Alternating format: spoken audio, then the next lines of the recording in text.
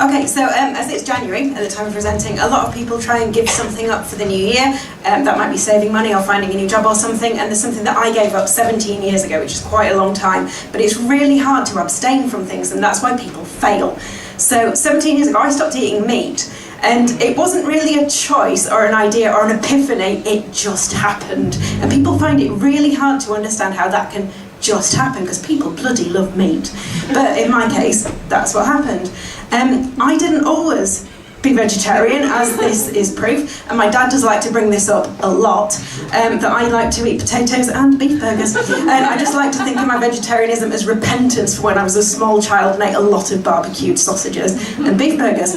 A lot of people make assumptions about vegetarians, that you want to be really kind to nice fluffy little animals. It's a great byproduct, but it's not sort of the main reason why a lot of us do it. And to be honest, it's just over-egging the pudding.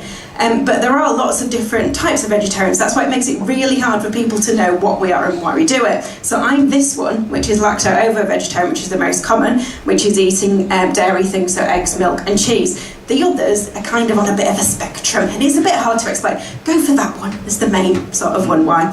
But where are all these vegetarians?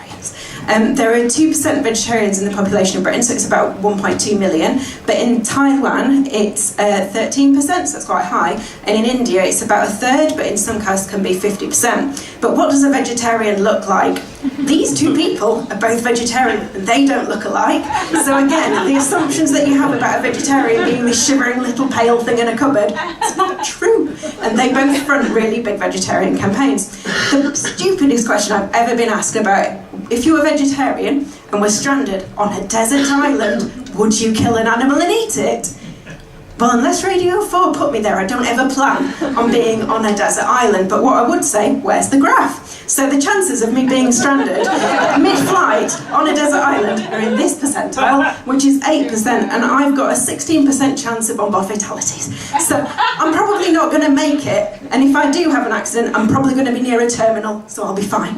But quite a lot of us, I don't think, would be able to, on a desert island, do the nasty and kill an animal, simply because we're used to it coming in a plastic box, wrapped up.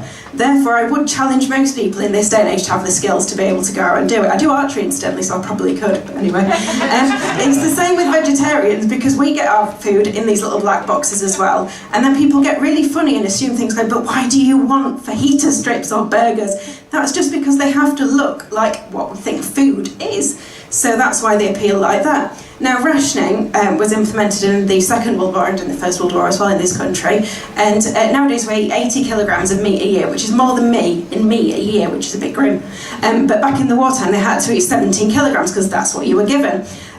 They also ate things like whale meat, horse meat, which most of us would just be absolutely repulsed by, but you just had to because that's what was available. So when the horse meat scandal kicked off last year, vegetarians got on their high horse, as 'twere, and all these things came out. And personally, I just think it's rather crap that we're eating processed crap, really, rather than it being meat or not meat. And a lot of vegetarians did turn the other way around. We made assumptions, if you don't eat it, why don't you eat it? But why are we eating everything that's processed?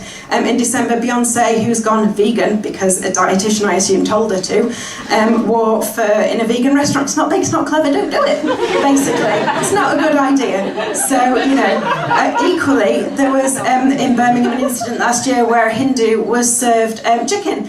Don't go in Nando's if you don't want to eat chicken, is the basic thing. It comes back to that eating processed food again, because it's just available everywhere, and they probably don't take masses of care in developing the diversity. So all these celebrities have tried to fight the vegetarian cause or push forwards awareness of what you eat, and I think that's what the biggest thing we've got to do on both sides is know what we're eating and where it comes from. So Paul McCartney's champion Meat-Free Mondays.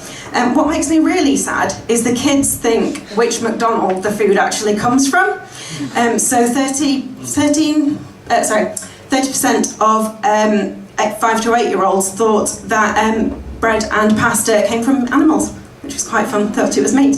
But it's not just kids, it's also adults that have no freaking clue where their food comes from. This is from an American newspaper cutting, and it's just absolutely ludicrous that people have no idea what they're eating. So in general, I do prefer an aubergine to a leg of something, but just respect what everybody eats and why they eat it. And the next time somebody asks me a daft question about why I'm vegetarian, I'm just going to play them this, and it's going to save me 5 minutes. It's going to be ace. So thank you very much.